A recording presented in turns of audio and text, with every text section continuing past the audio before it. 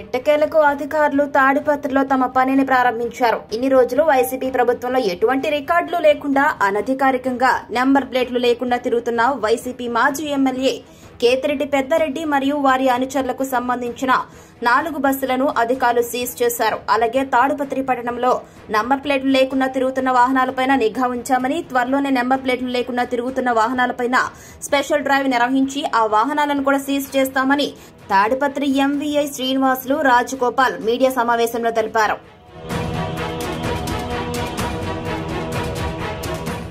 ఈరోజు డిటిసి అనంతపురం ఆదేశాలు అలాగే ఉత్తర్వుల మేరకు అర్జా స్టీల్ ఫ్యాక్టరీలో కొన్ని బస్సులు అక్రమంగా తిరుగుతున్నాయి అని చెప్పి మాకు డిటిసి గారు ఒక లేఖ పంపించడం జరిగింది.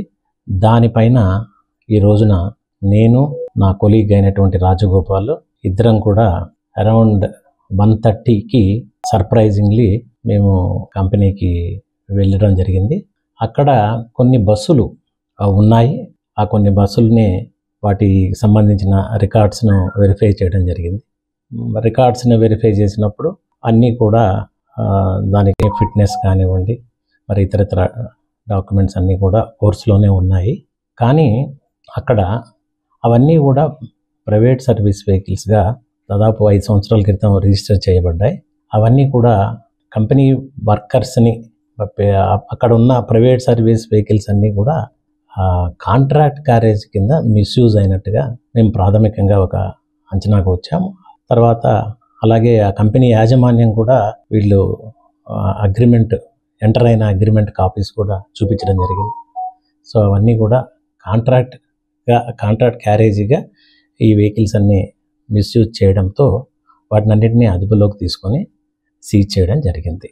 తదుపరి చర్య నిమిత్తము మన టీటీసీ అనంతపురం వారికి పంపించడం జరుగుతుంది. ఈ ఆపరేషన్లో దాదాపు ఒక 3 పిఎస్వి వెహికల్స్ని ఐడెంటిఫై చేయడం జరిగింది. ఆ 3 వెహికల్స్ని కూడా అదుపులో తీసుకొని ఆర్టీసీ బస్ స్టాండ్లో సీజ్ చేయడం జరిగింది.